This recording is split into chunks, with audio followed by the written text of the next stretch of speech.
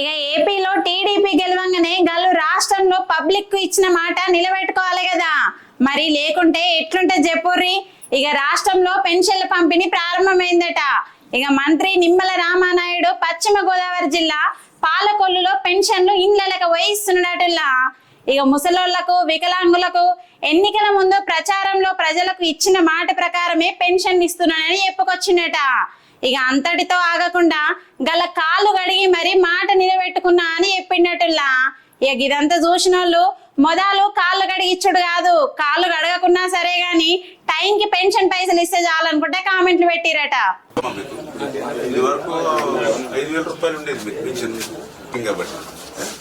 మేము బాధపడకమ్మా, మేము అండగా ఉంటాం, తోడుగా ఉంటాం, మీకు ఇబ్బంది లేదు.